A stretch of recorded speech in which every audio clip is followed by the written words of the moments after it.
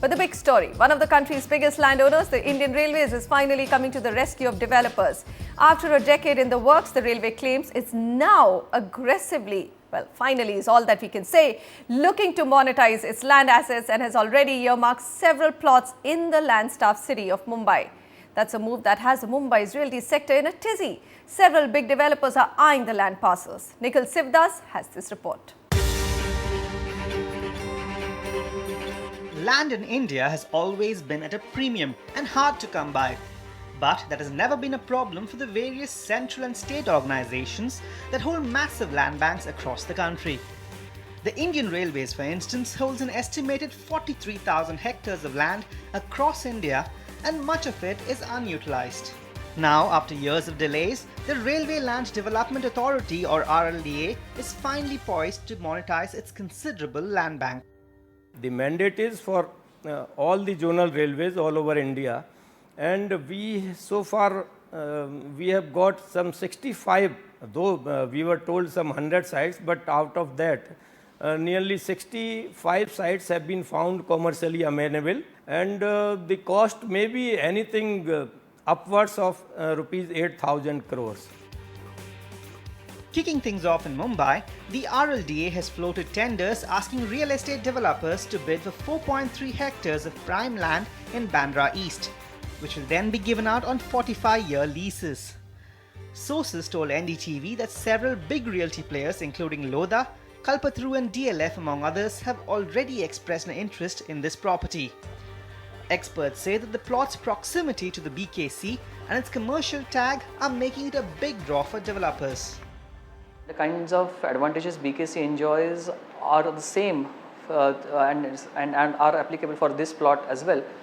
And given the fact that it's going to be there with the developer for a good tenure, 49, 50 years, I think developers who have a long-term vision and have strong financials to have this asset on a long-term basis should find this plot interesting.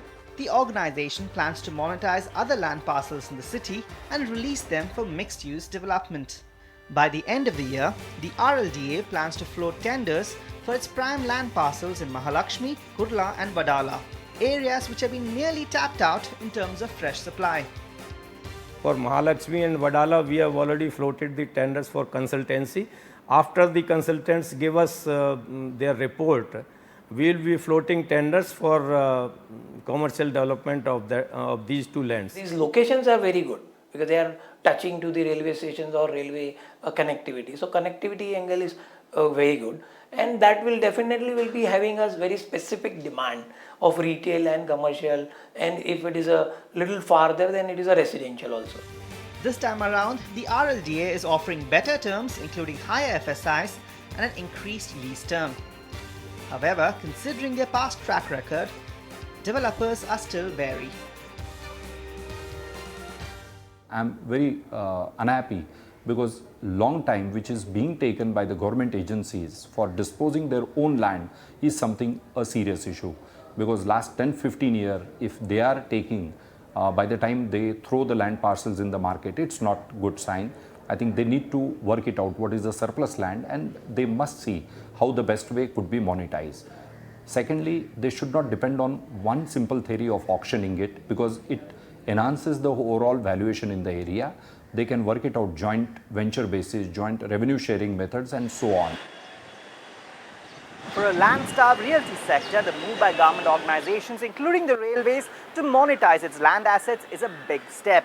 However, the time frame being taken is far too long, with sometimes the process taking up to a decade to complete. And that's proving to be a major deterrent which the government needs to step in to correct. From Mumbai, Nikhil Sivdas, NDTV.